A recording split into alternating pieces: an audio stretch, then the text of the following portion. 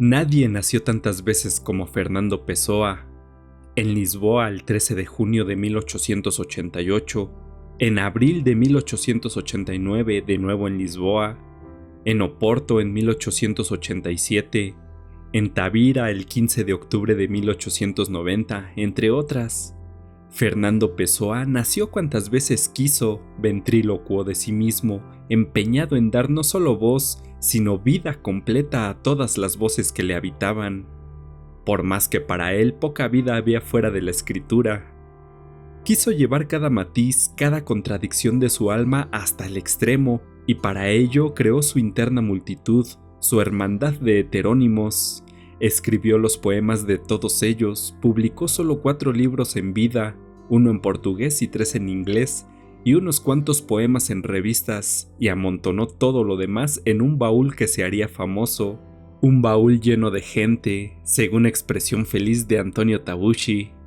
Otros poetas modernistas, dice Robert Haas, como Yeats, Pound o Eliot, inventaron máscaras a través de las cuales hablaban ocasionalmente. Pessoa inventó poetas enteros. Pessoa hizo escribir a uno de sus heterónimos, Alberto Caeiro: si después de que yo muera quieren escribir mi biografía, no hay nada más sencillo. Hay solo 2 fechas, la de mi nacimiento y la de mi muerte. Entre una y otra, todos los días son míos. Ese míos encerraba, sin embargo, un desdoblamiento multitudinario. La vida verdadera de Fernando Pessoa fue de tinta y papel. La del ciudadano la contó su amigo João Gaspar Simões en su voluminosa Vida y obra de Fernando Pessoa, que como se ve tuvo que recurrir a la obra para encontrar algo de vida. El audiolector curioso querrá sin embargo algunos datos. Nació Fernando Pessoa en Lisboa, como hemos dicho, el 13 de junio de 1888. Tenía 5 años cuando su padre murió de tuberculosis y 8 cuando su madre se volvió a casar con el cónsul de Portugal en Durban. Allá en Suráfrica se crió Pessoa, donde recibió lo que los libros llaman una educación inglesa. Volvió a Lisboa en 1905, donde se instaló primero junto a su abuela y 2 tías. 2 años después murió la abuela, dejándole una pequeña herencia con la que montó una tipografía que no tardaría en quebrar. A partir de entonces se dedicaría a la traducción de cartas comerciales, oficio que desempeñaría ya durante el resto de su vida. Murió el 29 de noviembre de 1935 en un hospital lisboeta, probablemente debido a una cirrosis a los 47 años de edad. Su última frase la escribió en un papel ese mismo día, en inglés: I know not what tomorrow will bring. Si bien la fama de Pessoa es esencialmente póstuma, participó con interés en los debates literarios de su época. En 1915 formó parte del grupo que lanzó la revista Orfeu, que introdujo el modernismo en Portugal y cuyo segundo y último número dirigió junto a Mário de Sá Carneiro. En esa revista, Pessoa publicó poemas con su nombre y el de Álvaro de Campos. En 1924 editó la revista Atena junto al artista Rui Vaz, fijando en ella su proyecto heteronímico y publicando poemas de Alberto Caeiro, Ricardo Reis, Álvaro de Campos y Fernando Pessoa. Pero la vida verdadera de Pessoa no tuvo sangre sino tinta.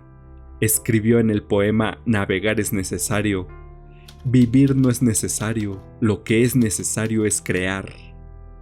El primero de sus heterónimos, según el propio Pessoa cuenta en una carta a Adolfo Casais Monteiro, nació cuando el poeta aún tenía 11 años, su nombre Chavalier de Paz.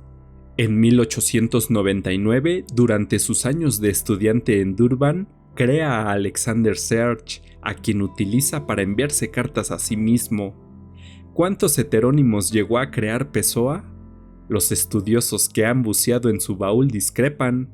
El primer inventario de Teresa Rita López contó 18, otro de los últimos de José Paulo Cavalcanti, 127. No todos naturalmente tuvieron el mismo desarrollo ni el mismo interés. El Fernando Pessoa ortónimo, el que firmó con su propio nombre, fue un poeta a caballo entre el simbolismo y el modernismo, reinventor del sebastianismo y autor del único libro en portugués publicado en vida por el poeta, Mensaje, 1934.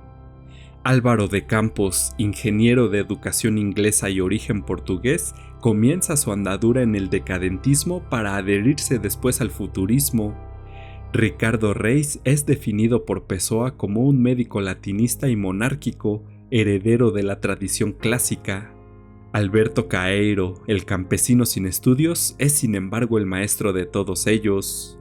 Ayudante de contable, Bernardo Soares, firmó el libro del desasosiego. Si bien es comúnmente considerado semi-heterónimo por unas palabras de Pessoa en las que afirma que su personalidad no es diferente de la mía, sino una simple mutilación de la mía. Que la vida de Pessoa no tuviera aventura, infancia surafricana aparte, no quiere decir claro que no tuviera angustia, sueño, dolor, dirección. Solo se le conoce un amor con Ofelia Queiroz en dos fases de apenas unos meses separadas por 10 años, una relación en la que también entraron los heterónimos. Álvaro de Campos le escribía cartas a Ofelia advirtiéndola de que Pessoa no era de fiar. El 29 de noviembre de 1920, Pessoa le escribe en una carta a Ofelia: «El amor pasó. Mi destino pertenece a otra ley cuya existencia Ofelia ignora y está subordinado cada vez más a la obediencia a maestros que ni permiten ni perdonan». Ofelia acabaría casándose con un teatrero y Pessoa habitaría cada vez más en el mundo paralelo de sus heterónimos, entregado febrilmente a la escritura de sus poemas. Afirmó haber escrito todos los poemas de El guardador de rebaños en una única noche de insomnio de Caeiro. Pessoa quiso vivirlo todo de todas las maneras, poniendo cuanto era en cada cosa que hacía. Paradójicamente, todo eso no sucedió en la vida misma, sino en su escritura. Su monótona existencia fue el paisaje adecuado para una de las mayores aventuras literarias de la poesía universal. ¿Quién necesita la vida real pudiendo inventar cuantas quiera como las quiera? No todos elegiríamos la forma de vida de Fernando Pessoa, pero todos aprendemos a vivir mejor la nuestra gracias a su elección. Martín López Vega, Iowa City, 11 de mayo de 2014.